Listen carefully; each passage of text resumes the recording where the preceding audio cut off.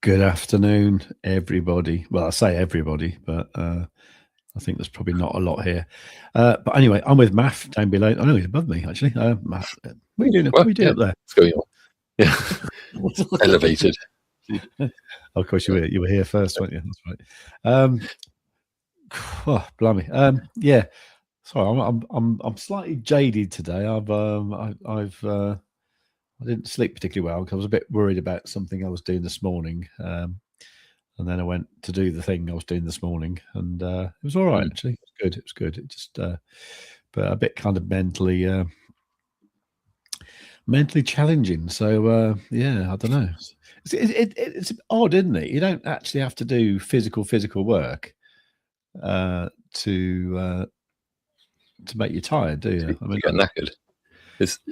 Yeah, definitely. I mean, stuff can be obviously emotionally exhausting, I guess just mentally exhausting, and it definitely affects you physically. Then you just sort of feel like heavier, as a result. It's probably also the weather. I don't know how hot it is where you are at the moment, but it's kind of hot and a bit muggy here at the moment.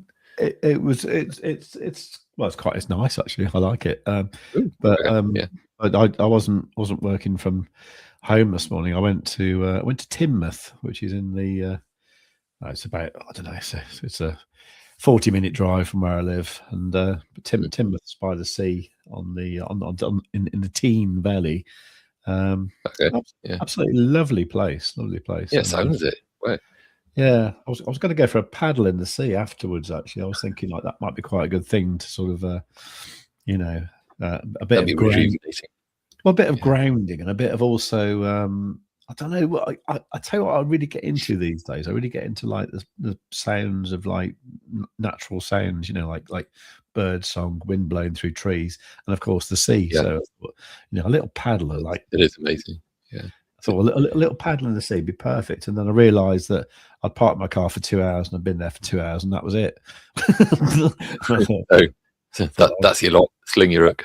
That's my lot. I might as well go home now, So that's what I did, really. I got home and I fell asleep for half an hour. So yeah. Anyway, I suppose that helped. How are you knackered after all that? I mean, that actually so. I mean, yeah, you didn't get to paddle, I guess, but what would trip to the sea? I was. Okay, well, I was kind of what was I doing? I was standing up talking to people, in a presentation type way. That's what I was doing. Sort of, so I was having to sort of like not say anything stupid, and also respond to questions, and so there's a bit of kind of like, and because I'm still in a training thing, there's like somebody looking at me to sort of make sure I don't do anything stupid, So it was, like you had a keeper there, essentially just like with a clipboard or something. Just 30 seconds in, you said a slightly stupid thing. Yeah, well, honestly, that's the kind of thing. Yeah. Yeah. Wow. Yeah. Anyway, but it's good though. It's good. There's something I wanted to do for a while, and it's challenging and well out of my comfort zone. And but yeah, it just takes it out of me. It's really weird. It's multitasking as well, because like you said, you got multiple streams of thought and like going on. So I'm supposed to be speaking to these people. I'm also kind of thinking about what I'm going to say next, the overall thing. Am I within the allotted time? Am I ahead or behind or whatever? Oh no, what if I burp? That's usually foremost in my mind for those things. Well, or worse. Yeah, I mean, there is all that. Like, I remember the first week I did it. I'd driven there like just wearing sandals. I thought I can't really have them on, so I had my real shoes in the car. So I hadn't worn them for months, and I kind of put them on. And just before I was about to sort of go on the stage, I was kind of I got a bit of cramp in my foot, and I was thinking, oh no, this is going to be, if this goes like full on painful, I'm just going to be like hello, and then I'm going to be yelling in pain with cramp. And so I was like just concentrating on making sure that pain went away, But yeah, I mean, your body decides to do weird things at massively Yeah. times, and yeah. So anyway, but it's all good, isn't it? It's all good. Anyway, well, by the way, I've just changed one of the live stream destinations, because I think maybe I'll probably revert back to streaming to X for mine rather than to YouTube, because did I do it wrong? It's better, isn't it? So I've I mean, we hadn't really kind of discussed it, I think, but made okay. on so the spur of the moment decision to do that. So I'll start going to X instead.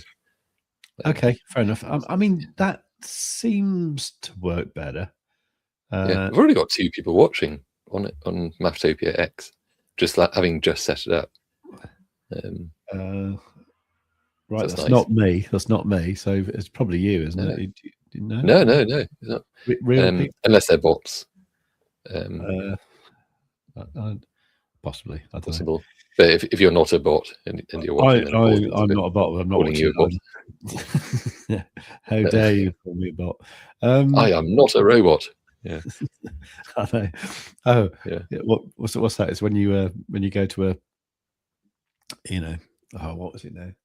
I think I've said this before, haven't I? There's a comedian called, what was he called now? He's called, I can't think what he's called now, but he's like Norwegian or like, some sort of Scandinavian thing. Like, I mean, maybe he's from Finland. I think it's Finland, because like Finnish people don't really know how to interact with other people, because they don't see many people. They find it hard to. Is it isolated? Yeah, but and apparently when they get somewhere like Helsinki, if they've not been there before, they don't know how to walk down the street without bumping into people. It's the sort of thing. I was going to say, so a town for them is somewhere where the cottages are, closer in than a kilometre apart or something. Something like that. Yeah. I mean, oddly enough, it was a Swedish friend of mine who actually commented on this, and she said, "Oh, the Finnish people, they can't even walk down the street." And I was like, "What are you talking about?" And she literally says that they're just so bad at sort of like just being with other people. Anyway, so there's this comedian, I can't remember his bloody name now, but he's really funny. He's quite odd looking fella. And what was his? I'll get there in a minute. I mean, I just tell him one of his things. He said, yes. And the other day, I was stuck in an elevator for an hour, and I was there with somebody else, and I realised after half an hour that it was my neighbour, and I thought maybe I should say something. But I didn't.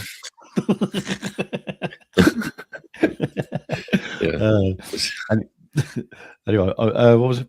I've completely forgotten the reason I was talking about him in the first place. Oh no, that's what it was. Yeah, and he was saying, "Oh, I'm in England now, and I thought I'd try for some work, and but people are saying that all the work has been taken by robots now, and so I thought, well, that surely that can't be true, and so I went to a website where it was an employment agency website, and the very first question, are you a robot?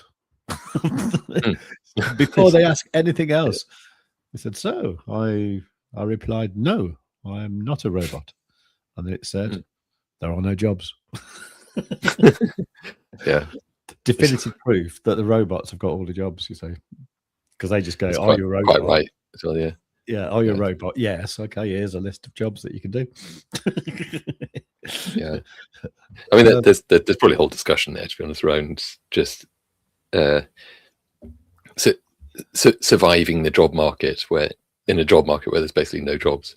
So, and the whole stuff about becoming more au fait with AI and just like all of that sort of stuff. But have you been watching? Could be a Maftopia video, maybe around that. Yeah. Well, have you been watching like Lewis Jackson's stuff? No. Okay. I mean, they do come up in my feed because I'm subscribed to his channel. But there was one I watched earlier this morning from someone else, but just it was about Claude Code and just kind of using it, setting goals. So because thing with AI such a lot is that obviously the goal is very much kind of like the thing that you're trying to achieve at the end of it all. But often the AI doesn't necessarily know that, so or doesn't have a clear understanding of it. So you can often like start by telling it, interview me to clearly define the goals of what we're trying to achieve, like within Claude Code, essentially, and then further things within that, telling it to sort of prefer kind of like smaller, bite-sized kind of like bits of context and information and so on, and to kind of assemble those together, and then you kind of iterate within all that, and you get much better results that way, because then it's like kind of framing everything in a way that the AI is going to be best at, rather than like, so it's like trying to get out of that mode of like you're talking to a person, right? And because we end up going into vagueness overall, or assumed knowledge and that sort of thing. So yeah, so that's pretty good. I'll dig out the link. Okay, if people are interested. That sounds quite cool. Yeah. So the guy I was talking about, for anyone who doesn't know, this guy Lewis Jackson, who we talked about a little while ago, and that's it's on the strength of watching one of his videos that I got my Claude to talk to TradingView, and which I must admit I've kind of stopped doing for a bit actually now, but I might have to get back into it. Yeah, so that was that, and then we were going to get him on the show, and we were going to record like a video with him, but he kind of sent us a brief that was obviously written by AI about what he wanted to talk about, and then he didn't turn up. Like, so I don't know, sort of lost interest a bit really, but he's doing really well with his videos. They're all getting like massive amounts of views, and his subscribers are well up, so yeah. £3,000 in 48 hours. Oh, £332 and 33 pence in 48 hours. Oh yeah, he does this BitTensor stuff, which I must admit I don't really understand actually. It's got all these like sub thingies. I don't actually quite understand what the actual thing's all about. But I actually had a dream about how to trade with Quadzilla and other kind of like chart, just indicator signals, candle price action type patterns and so on. But that wasn't a dream; it's real.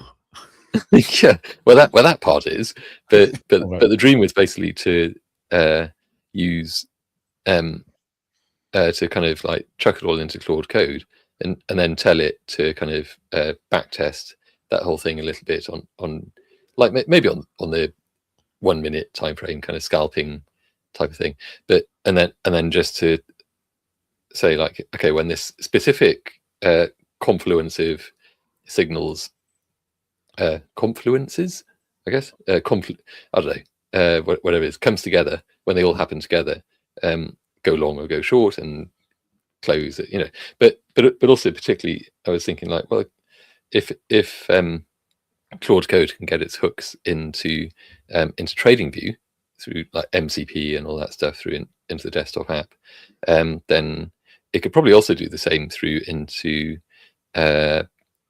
just a sort of Chrome based exchange, Bitunix, for example. So it could actually tell it to automatically fill in the order, a limit order, with the stop loss level, the take profit, the initial take profit, maybe the 40% or whatever. But do not submit it. But just like fill in the details, and then I can have a quick look and go, yeah, click, go, open the order. That was a hell of a dream, to be honest. I don't think it's as crazy and wild as a concept as dreams tend to be. So I think that's something that I probably ought to try out. Then we could make a video on it. Yeah, definitely. We were eating cheese before we went to bed. I'll tell you about what I did have, and in a minute that I think probably did affect it, but I was going to say, like, and then three dancing hippos in tutus came like pirouetting into the room. Yeah. Said, "Go long." So, anyway, so yeah, what a I think it's this. Yeah, I was taking. I don't know if you can see the label particularly on that, but it's how do you even pronounce it? Reishi mushrooms. Okay. So it's kind of a tincture, as in that sort of thing. So take some of that just before you go to bed, and you have bloody wild dreams. Just where does it go? Into your mouth. Okay. It's not up the arse. If that's what you're wondering. I just wonder why it's in a. Yeah, this is the applicator. I know, it looks like something that goes up your nose or in your eyeball or something. Oh, okay, yeah. No, it's pure light, yeah, sort of thing. But yeah, it's absolutely great. So you do get some pretty wild dreams from it, but also just I think it's one of those things that it's very healthy for the brain. It kind of does a good reset. It's I think because obviously when you're dreaming, you're already in that sort of land of just the subconscious, then it's just kind of tripping while you're asleep, Okay. It's nice. Okay. Without this, well, I was going to say without downsides of psilocybin and so on, but it's there aren't really any. I can't see any downsides. You know what I mean? Like, I mean, I guess the sort of, oh great, I'm starting to, it's starting to happen, and then the doorbell goes, and it's I don't know, the mother-in-law or the daughter or something. It's like, oh shit! Yeah, explain yourself, and yeah. No, I always used to think that. I thought, like, I don't ever want to be, tripping within a mile radius of like my parents. Like however much you rationalize it, how positive it is, and so on, they're not going to understand. They're not going to get it. No. So,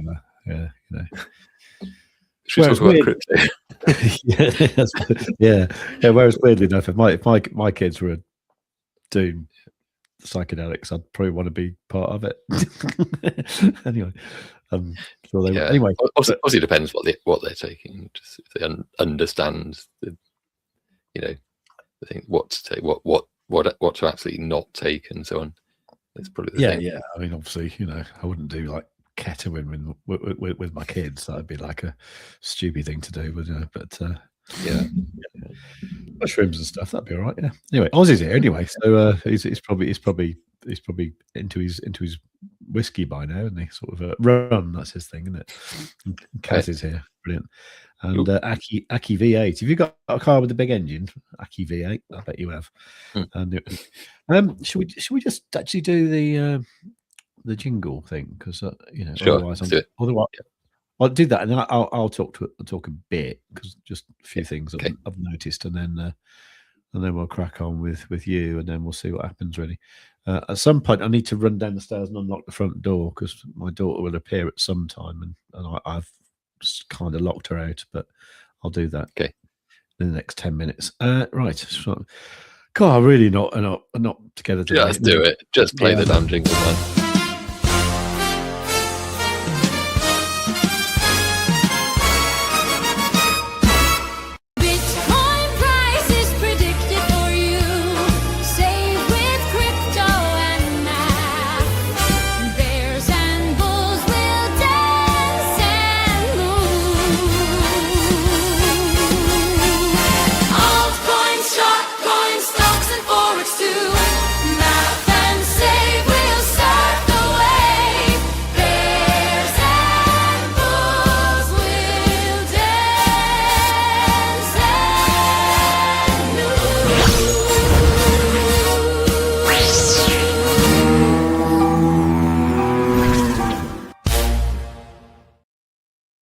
Okay. By the way, sorry about that. That was probably quite rude.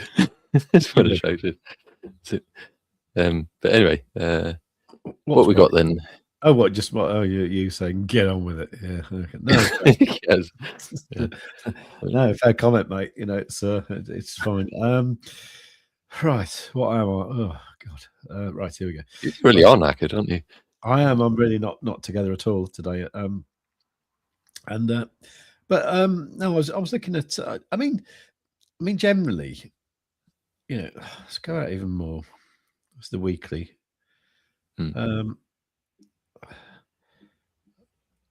I don't know. And does it seem too easy to you just to say that we're just going to come down to here, 26k or something? We're just going to come. That just seems too easy, you know. I mean, it does seem to be like just heading down and down and down slowly, but yeah. I mean, the way that I tend to see the retracement levels in Quadzilla, like those green lines, essentially, is that obviously the probability is extremely high that the price comes to meet each one, but excuse me, when the price doesn't, because it doesn't always, that in itself is a very valuable read, obviously, because it's it's essentially marking out probable liquidity. Like it's almost like hidden liquidity that doesn't normally get picked up in other indicators, because like that's why the price just kind of goes there, you know, to these levels and then bounces, you know.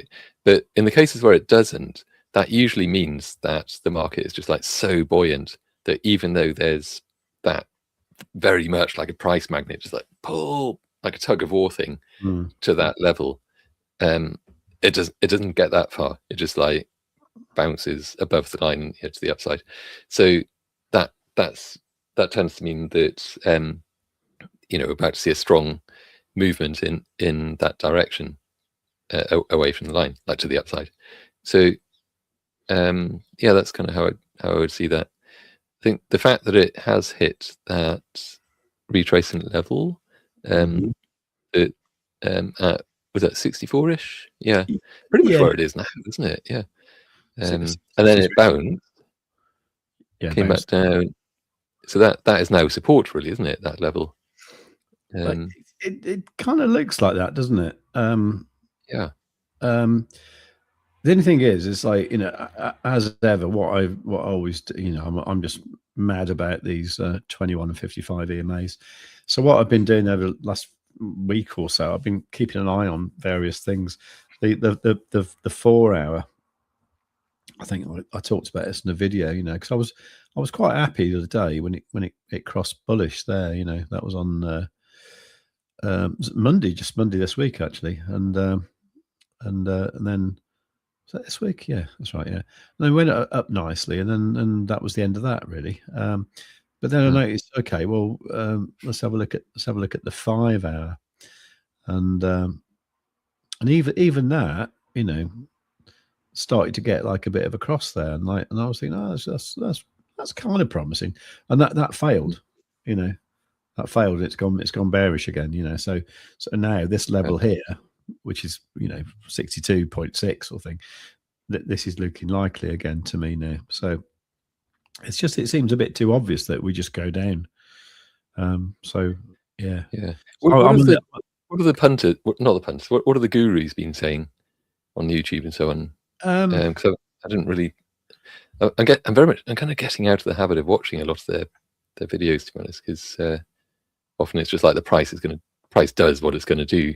You know, don't really need like a 20-minute update on the price is doing what it's doing. You know. Okay, that's well. So what everyone's saying, I mean, so you've got,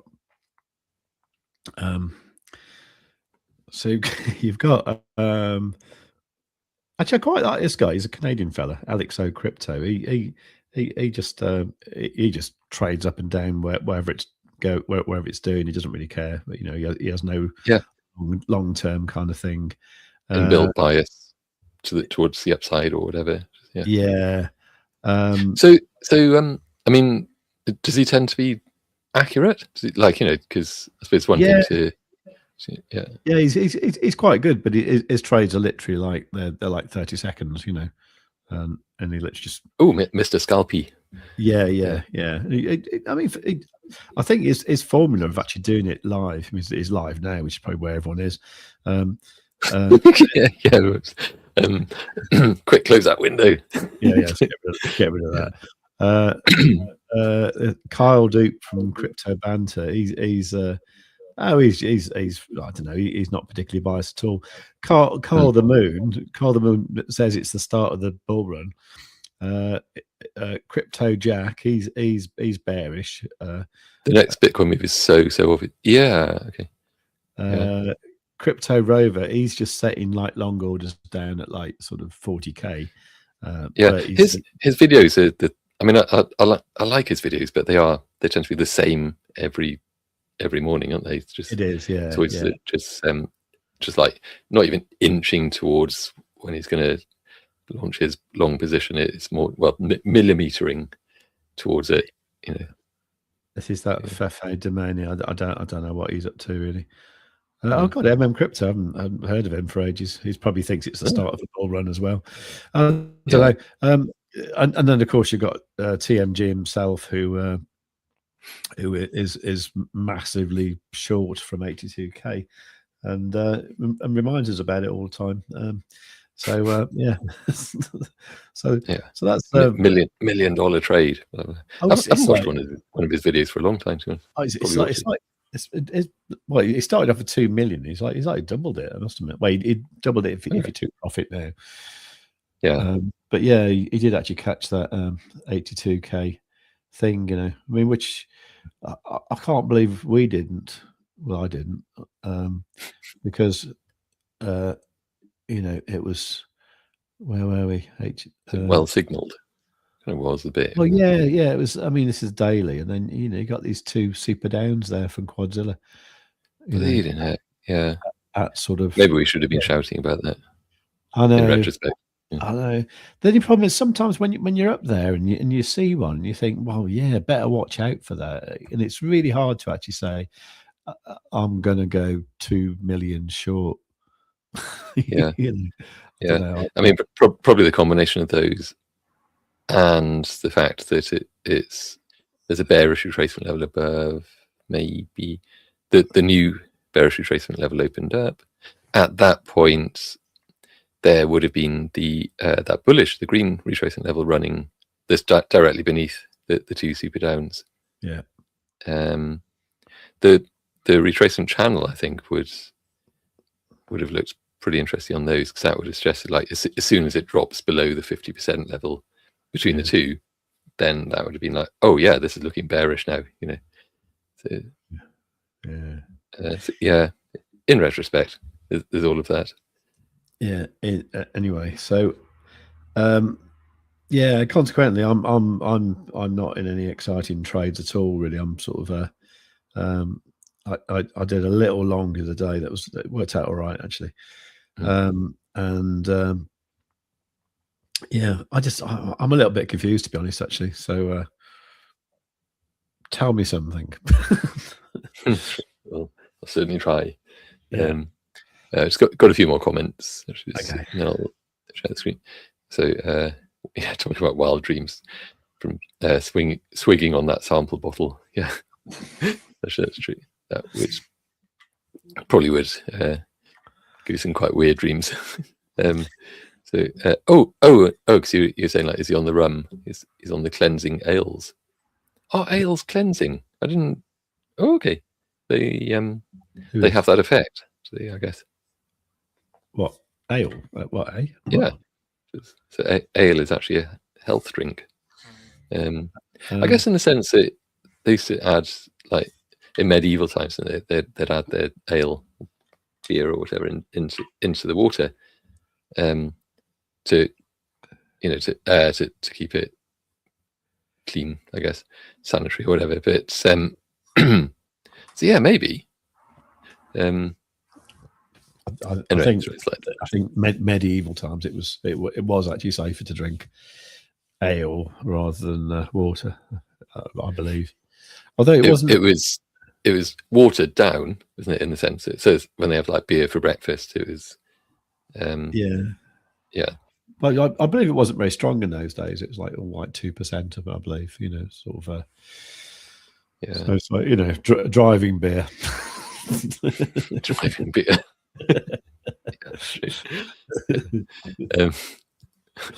Anyway, Kaz, been brushing up. Reading the Medium article. Oh man, you put me to shame. You really do, because I do need to update those. So apologies for not having done that yet. But what's there is still very relevant. Yeah, definitely good to. Yeah, there's, to be fair, there's some good details in there, worth checking out. Is there any instructional type content other than those? Not that they aren't great; they are great. These videos, I think maybe.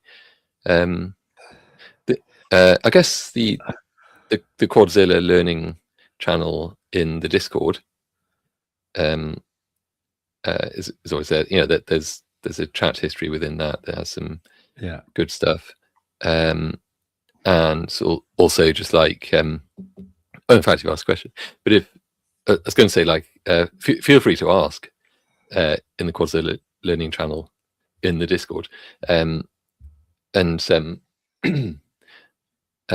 if there's just something that you want to know more about, just say tell me about blah. I'll put in some examples and things. Was wondering alert wise as well. It's like the faster EMA bullish cross. Could we have just the faster EMA cross? Just can save time, is it? Do we not technically, yeah, but I think we're actually at the TradingView limit of the number of alerts that we can actually add in. Unfortunately, so I actually had to take out a few. And that may have been one of the casualties, unfortunately. I see. So like there's faster EMA bullish and faster EMA bearish, but there's no combined just faster EMA cross up or down. Instead, it goes kind of straight to the any EMA cross. Okay. So yeah, I think that was kind of by grudging design, just because had to, as I say, we're a bit limited about what can the number of alerts we can actually add into it. So yeah, your best bet would obviously be what you're probably currently doing, with the setting them individually, or just the all alerts. All crosses, EMA crosses. Should be the other thing. And then indicator notes. So good. Thank you. Appreciate it. And I'm glad you're actually getting good use out of all that as well. So right. Shall I share the screen? Or are you showing a thing? That SpaceX. No, I was looking at SpaceX. Just wonder what it was doing. Yeah. Glad to see it. It wasn't quite a blow off top, because it had every possibility of being that, and it is more of a kind of sharply up and then kind of like riding the escalators back down for a bit, which of course, because there was that initial just kind of initial fanfare and hype around it. Yeah, so the whole thing about that they're maybe going to like their business model will end up being kind of asteroid mining, that sort of thing, and therefore that they're probably like ridiculously undervalued right now. It's a bit like buying Tesla early or Nvidia early, isn't it? In that sense, it seems expensive now, but when that price is 10x or 100x or whatever, do you want to show your screen? I'm just going to answer this phone call. Yeah, sure. So yeah, right. Let's remove this. Add that one. Okay. Just very quickly then. So sorry then, Rising. Let's quickly add that, so that people on different platforms can see all of the comments that are happening. Yeah. So yeah, I just wanted to mention I've put out a couple of new videos just lately on the Maftopia channel, because this is normally like science and technology news and deep dives and things like that. These last two were a little bit kind of outside the norm. So I think that this one, which I only put this out last night, but it's so far it's only had what 20 views, which is a bit rubbish. But I think maybe that's just because it's very outside the normal thing. But I'm hoping that one will pick up in any case. But if you haven't seen that, do go and check it out. So it's the idea. It's just new science fiction books that have been released this month and last month, but where they've got a particular kind of strong science element to them. So in that sense, I'm hoping that it kind of fits with what the channel's about. And then this one was just kind of trying to tie in with the Odyssey film release. So bit of a cynical, not really cash grab, attention grab, I guess, on that one. But at the same time, it digs into the different translations and how they differ, and why all the controversy, why all the hullabaloo, and all that sort of stuff. So that's recommend checking those out. Liquidation heat map. Let's give that a quick refresh. So just on the 24-hour initially. And if I sound out of breath, and I think because there's not very much air in this room, I'm going to open the door 1 second. So I'm seeing some sort of airtight capsule. Right, sorry about that. Yeah. It's all right. Okay. Yeah. So, Aussie, I'll be off. Let's bring up the comment. Sorry, where's the mouse gone? There. I'll be off caravanning for a week, so you won't have to put up with my gibberish. Oh no! Stick around, man. So I do hope that you'll. Oh, excuse me. God, that's from standing up and sitting down. It's displaced some air there. Yeah. So I do hope that you'll have a chance to drop in. Oh, bring along like a portable thingy dish. I was going to say a Tesla dish, is not that? The Starlink. Starlink, thank you. Starlink dish. It's these days it's almost like a essential kind of like camping accessory, isn't it? So everyone can kind of when they're in the middle of the moors or the Peak District or whatever, they can just go and check their messages and things. Anyway, so sorry. Be all right, mate. I got the beer, the snags, and the Starlink. Exactly. Yeah, all set. Yeah. Oh no one brought a charging bank. Oh well. So yeah, okay. So what have we got? So I mean, yeah, it's the saying, it's only on the 24-hour, but that's so sort of midway, isn't it, between the two levels? So we've got liquidity. That seems like just simply by basic proximity that the price is going to kind of head down to there and slurp up that liquidity first. But then if it was going to do that, defect all the way down to how far would it get? I mean, that would be like 62.4. Not outside the realms of possibility, and then a possible bounce from there. Or it might just slurp up that 63.4. So, optional $1,000 there for it to come down further. But so it might do something like that, bounce there, and then come up and slurp up that at 64.8. Because if we look, that sounds similar to what I was saying. It's just like I don't know. It just nothing seems particularly obvious at the moment. It's like no. I mean, this I think that's significant. I know we disparage trend lines and so on, but so on the 4-hour, I think that is kind of significant. That's probably wrongly drawn, to be honest. But even however, I mean, obviously I do that. Yay, trend is still intact. Doing that. That's interesting. That not that. That's wrong. That's probably right. In the sense that upward trend started, bounced down, threatened to come below, but nothing closed under there apart from that candle. Lifted off, and now it's broken below that trend. But if so, so that would be kind of potentially a significant thing. It would have to break through that resistance to get to continue upwards, and it might struggle to do that. But if we view it as that, then it's a bit more kind of. I mean, if it did that, I don't know. That it's the number of touch points, isn't it? That I think marks it as more likely or less likely to play out.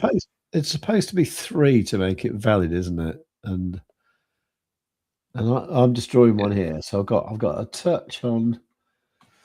Hang on. So I've got a touch on the 5th of June. Okay. Right. And then, do you want to share? It's yeah. Well,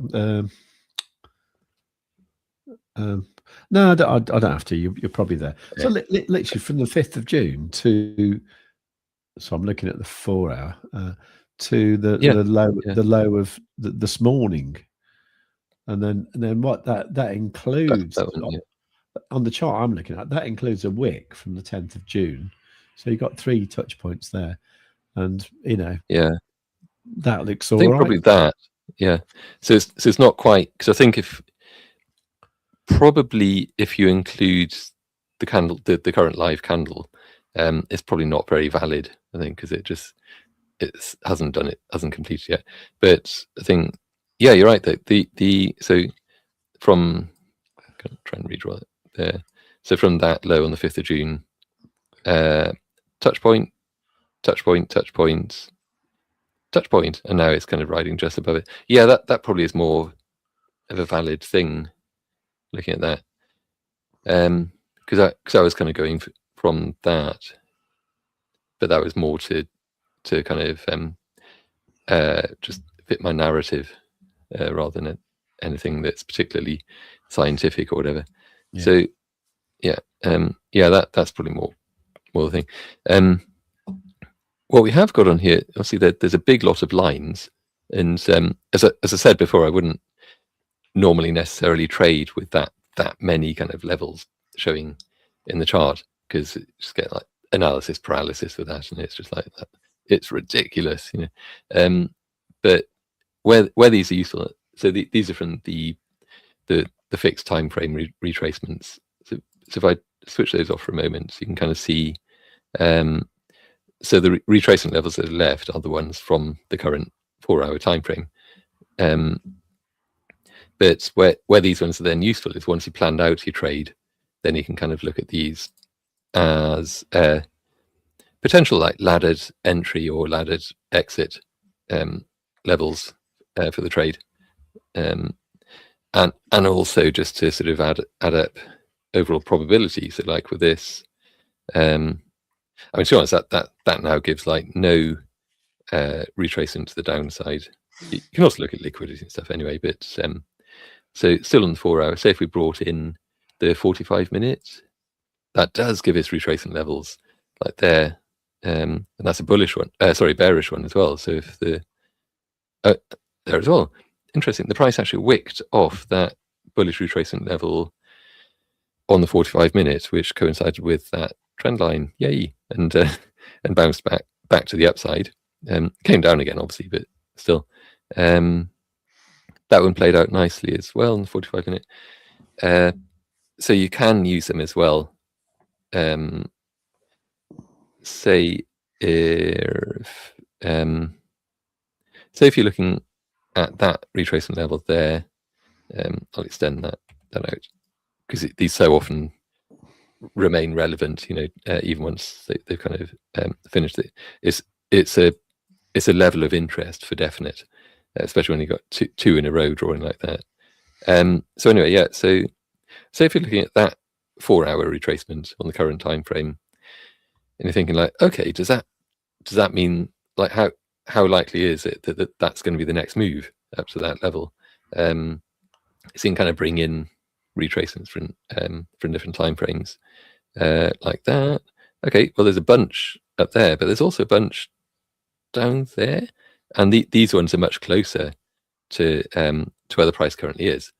So generally, the ones that are closer are the more probable ones that the price is going to go to first.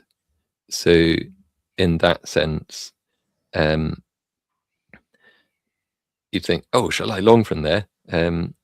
Sure, maybe that's the right option, but you know, in terms of probability now, just looking at that, it's kind of looking more like it might come down and grab those first, because it's doing that sort of thing where it's it's like up, down, down, up, maybe down, up, sort of a thing. So that doesn't seem like something that's about to just like suddenly launch to the upside from there, do you think? Because it's just not really fitting the current trend. The current trend is very much down, isn't it? At least on the 4-hour.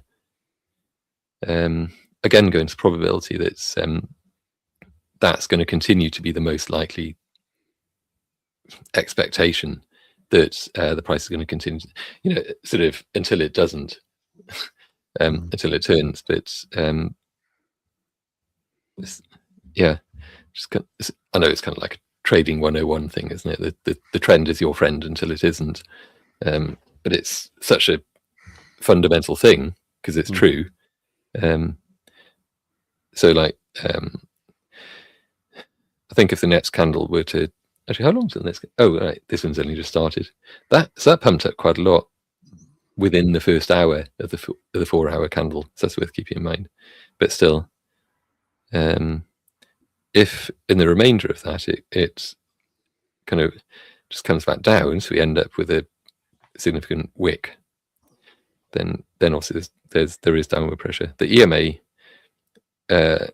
trends are just surging to the downside. We had that. We had just the crossover of those, of the 9 over the 21.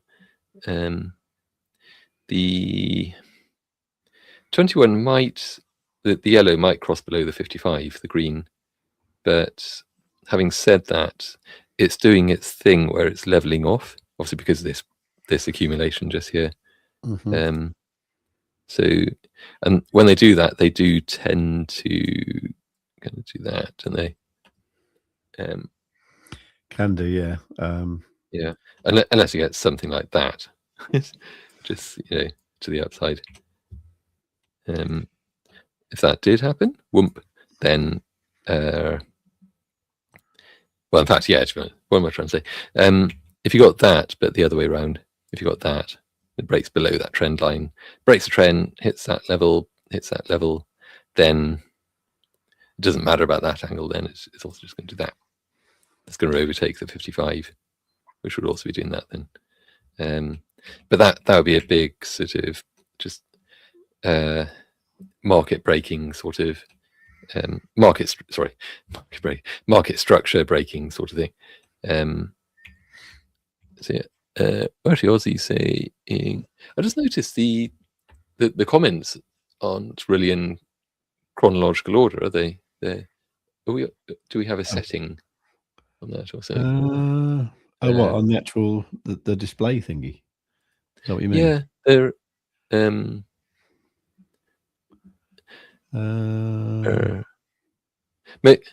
maybe they are. I don't know. It's no,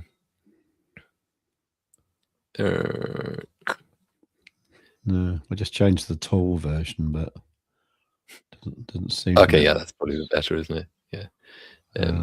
But yeah, so Ozzy was just saying a few YouTubers are talking about bullish divergence. Well, ooh, yeah. I know Crypto Rover was talking about, he talks about it a lot, I think, that like long term, that there's kind of bullish divergence forming with the RSI, which is the yellow line that I tend to have overlaid on top of Quadzilla just because, so just compare them. So go to maybe the daily for that. Switch these off for now. Twink, and I'll do. So, oh, maybe the weekly. So yes, just to highlight it a bit. So then RSI, so we've got kind of, and so it's bullish divergence in the forming, rather than kind of actually there already, but as in like that is playing out. By the time that lands, it might be more like that, but still, actually, let's see this. There you go. So meanwhile, obviously up here, there's kind of, it's just been that, isn't it? All depending where you draw it from, etc., etc. That maybe. So, and then within that, we could still sort of see that, which would kind of take it to about 77, and then down. And that, yeah, I mean, that it would even kind of bring us, I know that's fairly randomly scribbled line, but just looking at it, it would kind of bring us into mid-September if it followed that, and there would still be room for that bullish divergence to form, to be valid, and then that would then be the bear market bottom. So, and then to the upside, etc. There's a whole bunch of different things that are probably going to correlate or not around then. Sorry, just 1 second. Missing the thing that. You right? Generating dramatic book vortex video. That's something that Gemini couldn't handle. Okay. It just said, "Oh no, I can't do that, mate. It's too tough." So, but yeah, actually, this today, yeah, because so obviously we had the with the new guy, the FOMC rate decision yesterday, and it was kind of expected, wasn't it? But he was doing his hawking. He's kind of entertaining the crowd with his hawking, and obviously kind of led to, or well, say obviously, it correlated with the dump in the price in any case. So as in like saying it's very likely that they would look at doing a rate hike towards the end of the year. So, but if they did that in early September, say, then that could mark a big sell-off, the price, and then that just like wick down, etc. And the price always recovers after those things, doesn't it? It rebounds, and so that kind of almost like violent surge to the downside, if it works out that way, could then mark the beginning of the bull market, or at least it won't feel like it, but it'll be like hey, we're starting to at least to trend to the upside. Oh, sorry, it won't feel like it. That's probably a bit too low. I'm just thinking like, or maybe higher lows generally, but it'll still feel like everything's negative and oh no, etc. At first, the disbelief stage and so on. What's also likely is that that stuff will already be priced in towards September, so we might not see that kind of surge to the downside. So instead of the pattern at the bottom being that, it might be more that, as in like less violent or whatever, less dramatic. Yeah. What else should we look at? I'm easy. Yeah, that's what they say. So, but yeah, no, yeah, you're right about Kevin Hawking. I thought you meant for a minute he was going to do Stephen Hawking's impression. Actually, that would have been, yeah. See how that goes down. Yeah. So, okay. What we could look at, as we're talking about the long-term stuff, what's this one? Bitcoin is on blah, blah. Yeah. Just checking on this, really, if it's still valid. It's best way to. Oh yeah, okay. You just switch things off for this to get the view. So still kind of sort of valid in the sense that, I mean, okay, so because the price has been kind of, well, obviously all the way down is doing like down, then up a bit, like bear flag continuation pattern, point, down, same-ish, down, if it's following the same amount, which would bring us down to like just under 50, well, basically 50k, or very high 40s, which I think seems more and more likely that would be the bear market bottom, sort of 50k. But if instead that's happening early, and I don't know. So far, that's looking a bit bear flaggy, so that might well kind of do that. Whether it responds to the upside a bit and then down. Let's just remove these other ones. Tap.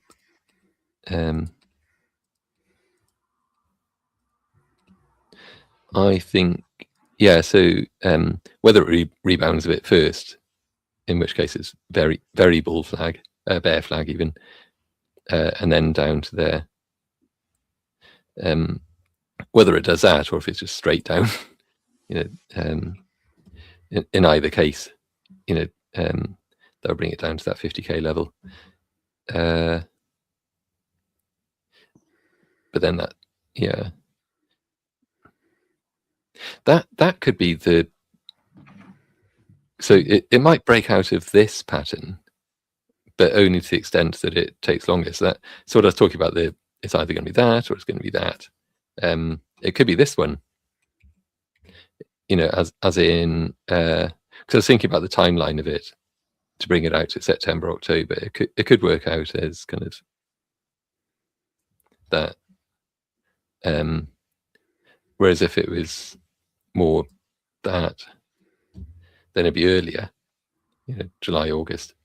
But the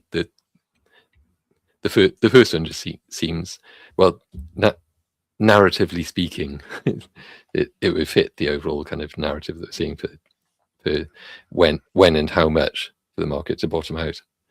So that, yeah. That's that. Let's go to these.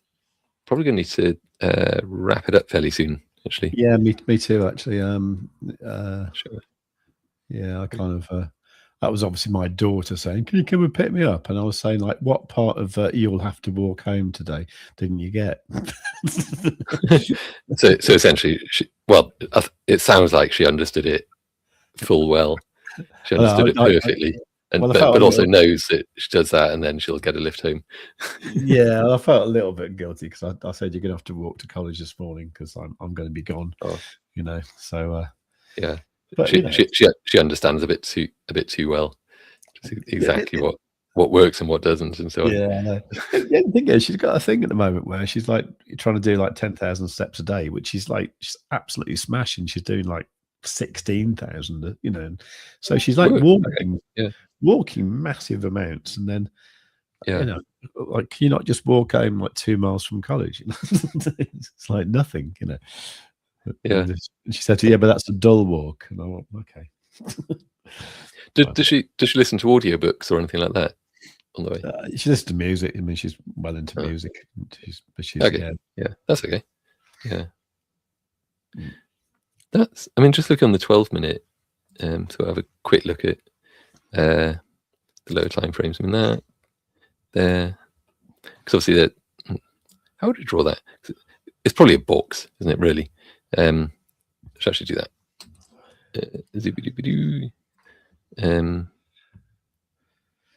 As in through there, and then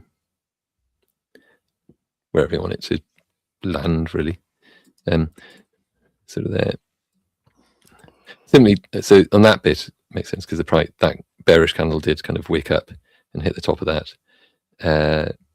It's so on that bit, that was the top of that probable order block, I think, was support. So the price wicked down into it. Obviously found some buy orders and kind of headed to the upside, and so on. Interestingly, that then kind of straddles between this, what I think probably was an order block, and this one that I drew in from before. I think that was maybe on the 1 hour that drew that one, so it probably makes a bit more sense on there. Let's go to the 1 hour. So you can kind of see it a bit more clearly what's happening there. Because ish, more or less. It makes sense on some time frame or other. But certainly the top of that, I mean, it kind of hit that and then it bounced off there. And yeah. So, but in any case here now, that one's, if I go back to the 12,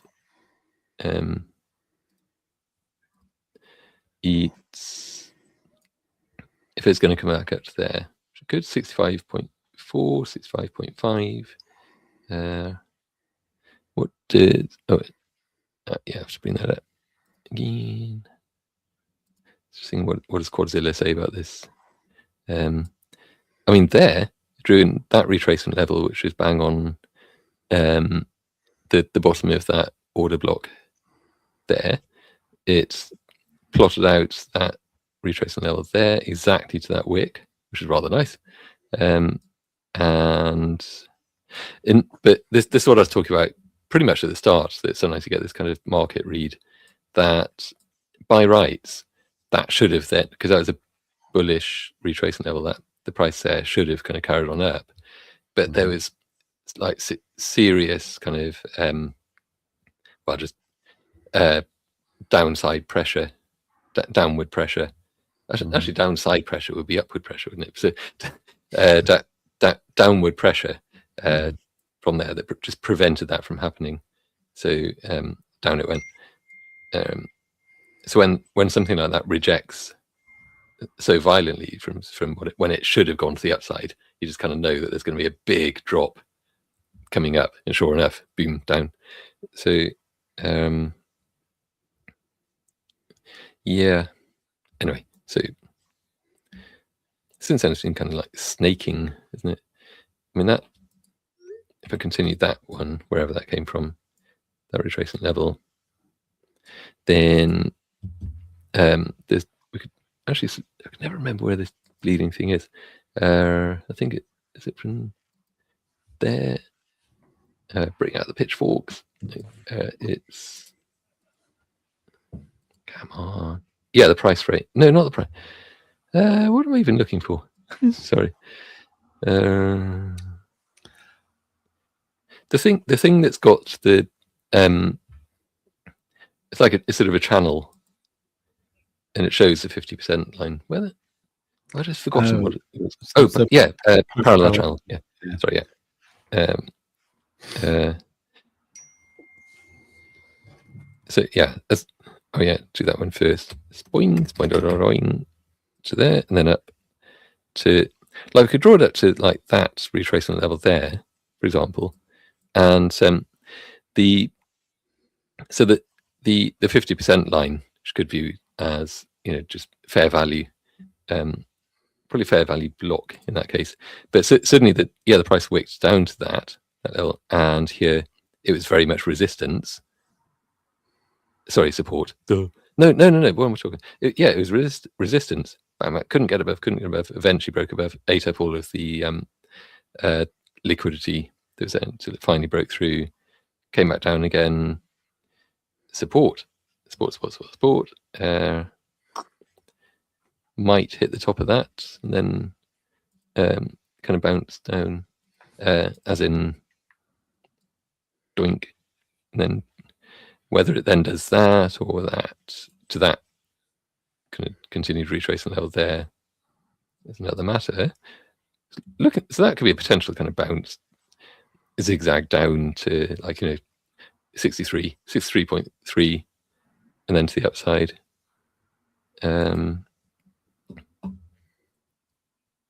Different scenarios at play, as I say in that one.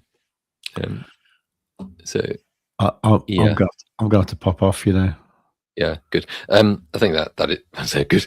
You're going. No. So yeah, I mean, it's good because I think I need to be kind of told to shut up and then end the stream. I think so.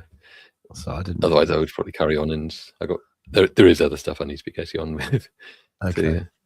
So, I'm gonna have to go and pick my daughter up because she's moaning now. So, she knows how to just pushy buttons and so on. I know. It's like I am on a stream, and I don't know. Kids these days. I am reading out the 9 o'clock news. Don't you know? Come and pick me up. All right. Sorry, we're gonna have to end the program early. Yeah, I'm on telly. Exactly. Yeah. Right, I've got to go. Shall I just call it? Shall I just? Yeah, just all right. Take care, everyone. Please like the stream and all that. We'll be back tomorrow, hopefully with no time restraints. All right, take care, everyone. Trade safe and see you tomorrow. Bye. Bye.